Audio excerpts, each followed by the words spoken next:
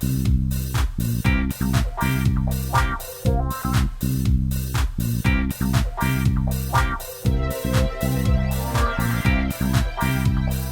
and welcome back to the TVBinges.com Pilot Roundtable, a Southgate Media Group podcast. I'm Kyle Tremblay, the editor of TVBinges.com, and I'm joined as always by a fellow TV Binges writer.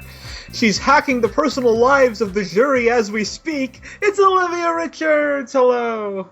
Hey, yeah, it's a complicated process. I know, you're going to have so many jobs this week as we intro 400 pilots that are premiering. Oh, exactly. And also my life is loosely based off of Dr. Phil, so... Oh, that's perfect. Yeah, that's good. You're a much sort of sleeker version of Dr. Phil as portrayed in this show. Yep. And that's because we are talking about our first new CBS drama of the fall, and it's called Bull. Olivia, what did you think? At least they warn you what it's going to be with the title. God, this was just... Yeah. Not a fan? Yeah, I mean, I love, not even complicated. I love an overabundance of technology as much as the next person. Absolutely. Yeah, not so much for me. It's the classic CBS thing of, envisioning this world in which everyone is, way more competent with technology than they actually are. It's kind of like the House of Cards version of, CBS's specialty. House of Cards is a show that imagines politics are a lot more conniving and conspiratorial than they actually are. It's really more like Veep. But sort of every CBS drama is premised on the idea that every profession is a lot more complicated and conniving than it actually is. Exactly. And this is jury selection version. Not that there's not a science to jury selection, but we really went down the rabbit hole with this hour of television. Oh, God. So the premise of the show is that it is a law procedural, following Dr. Jason Bull, who the appropriately named jury expert. He does all kinds of stuff with jury manipulation in order to win trials for clients. He's a specialist at his firm, is hired by very rich people to help them win trials. A real feel-good story. So what specifically is your problem with this one? What didn't sell you on this? I don't know. It was just another procedural. There was nothing that stood out. I really can't pinpoint any specific moment that happened in the show. All I know was it was on for about an hour and then it was over.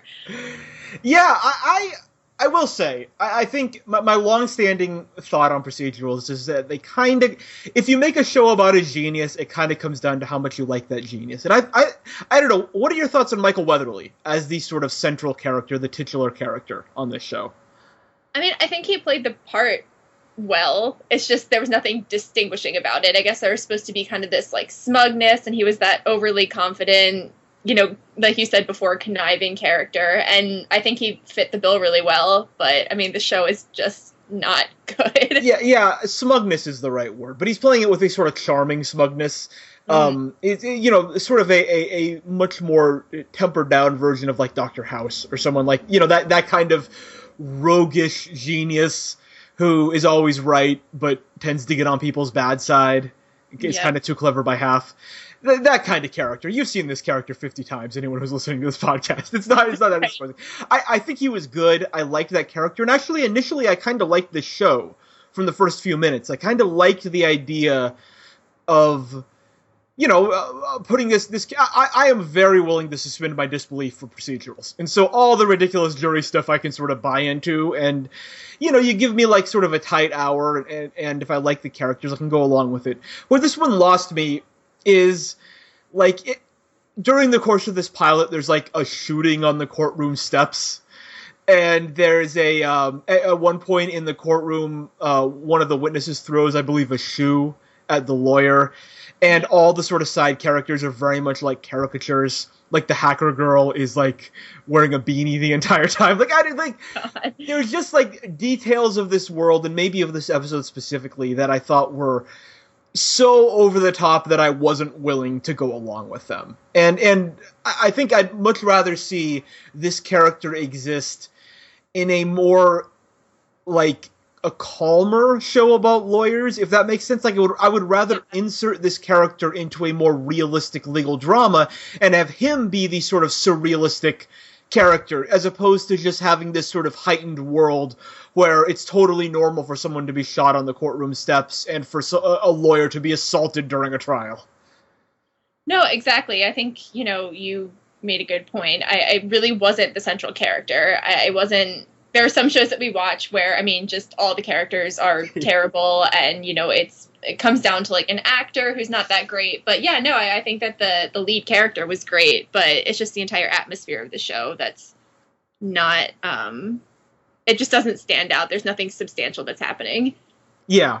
So as a, I know you are a veteran Law and Order viewer. Oh, yes, I am. That's which I bring up at every possible moment.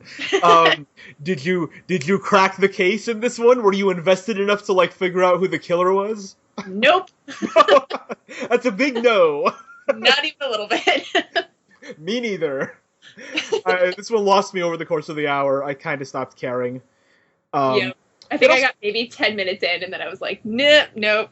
Yeah, it also felt a little bit like emotionally manipulative, which I understand is what CBS shows traffic in, so it's not really anything to write home about. But, like the reveal that the accused kid was gay, it's like, and really like played for sympathy with the woman in the jury. Like it very much tied itself up in a neat, nice bow.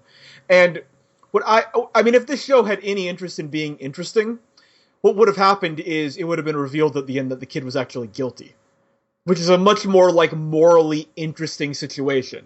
That, this brilliant genius dude who represents rich people is actually like helping them avoid justice. I think that would be a very like interesting perspective, and he having to wrestle with that as presumably a moral actor, like having to reconcile the fact that he's doing his job and he's doing it very well, but he's also like subverting justice. I think that would be a much more interesting perspective for this show to have, as opposed to him just being the sort of hero, the only person who will stand up to injustice, and also the detective, and also the jury expert, and also the scientist, and doing the sort of typical procedural thing where he does everything, and in the end justice is served. Like, that's a very boring take. For me, at least. Exactly, and I think it'd be cool if they had that twist, because at least it carries for the entire show and makes it compelling. If they just have a twist that isolates, or it exists in a vacuum in one episode, like it's over, like what are we going to do for the rest of the season? Right, yeah, I mean, the premise of this show is very bare bones. It's like he's a jury selection expert, he's got a firm of specialized, brilliant people. Let's go to town. You love computers. Yeah, there's a lot of computer stuff. Yeah. So, I mean, I don't know. Do you have any other thoughts? Anything you liked about this? Any moments that you found good, or just sort of not really? I wish I did, but I'm like literally drawing up a blank. Yeah, just not a lot. Not a lot to go on. I'm out of things too. This one did a 2.2 rating of the demo with 15.5 million viewers, which is almost identical to the numbers that NCIS put up last night, and NCIS was its lead-in. So it basically had 100% retention on one of the most watched shows on television. CBS has to be happy with that. That demo rating isn't particularly big, but old people watch CBS anyway. So, basically every old person in America watched this show. Is the final analysis. Do you think this one's going to be canceled quickly, make it through the season, or renewed for next season? I would think, based on those numbers, definitely making it through the season, but, based on all of that, I would definitely say that it's pushing into being renewed for a second. Yeah, this one feels like it could go multiple seasons. Not that it's really bringing anything to the table, but people love this, this kind of procedural about a genius, and it doesn't do anything egregiously bad. I don't think it gets in its own way the way that a lot of like Fox shows with this premise do. Like, I'm trying to think of that one starring Michael Ealy last year, that was like set in the future, based on a movie. It was on Fox. I forget what it was. They were solving crimes. It was like two guys solving crimes. But that one was like incompetent in some ways. This is a very competent show. And competence usually if you're on CBS, gets you a lot of viewers, and so I'm going to say renewed for next season. Mm-hmm. So Olivia, your final verdict, thumbs up or thumbs down on Bull? Not surprisingly, it's going to be a thumbs down. Yeah, thumbs down for me as well. It's just not good enough.